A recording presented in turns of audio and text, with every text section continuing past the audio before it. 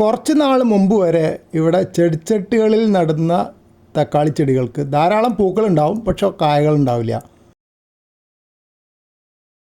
അതേസമയത്ത് പറമ്പിൽ നട്ടിട്ടുണ്ടായിരുന്ന തക്കാളി ചെടികൾക്ക് അത്യാവശ്യം തിരക്കേടില്ലാതെ നല്ലോണം കായകൾ ഉണ്ടാവുമായിരുന്നു. ഒരുപാട് തക്കാളികൾ അന്ന് കിട്ടിയിട്ടുണ്ട്. പക്ഷേ ചെടിച്ചട്ടികളിൽ എന്താണെന്നറിയില്ല, 3-4 കൊല്ലത്തേക്ക് കായകളൊന്നും ഉണ്ടായിരുന്നില്ല. പിന്നെ ഇവിടെ പല പല വള പരീക്ഷണങ്ങൾ നടത്തി അതിൻ്റെ ഒടുവിൽ ഇപ്പോൾ ഇതാ കുറച്ചൊക്കെ തക്കാളികൾ ഉണ്ടാവാൻ തുടങ്ങിയിട്ടുണ്ട്.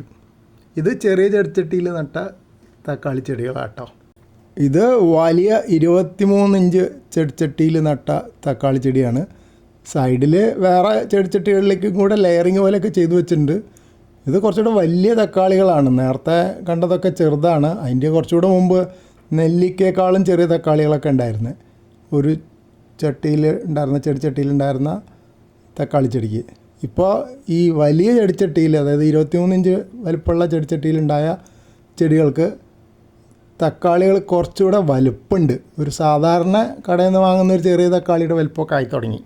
ഇപ്പോഴും പൂക്കൾ മാത്രമുള്ള ചെടികളും ഉണ്ട് കേട്ടോ. അത് കണ്ടില്ലേ, ആ ഡ്രിപ്പ് ഇറിഗേഷൻ പൈപ്പിൻ്റെ മുകളിലേക്ക് ചാഞ്ഞ് കിടക്കുന്ന ഈ ചെടികളിലൊക്കെ ധാരാളം പൂക്കളുണ്ട്, പക്ഷേ തക്കാളികളാവുന്നില്ല. അപ്പോൾ ഇതിനെന്തോ ഒരു മെക്കാനിസം ഉണ്ട്, അത് നമ്മൾ കണ്ടുപിടിക്കേണ്ടിയിരിക്കുന്നു യഥാർത്ഥ കാരണം.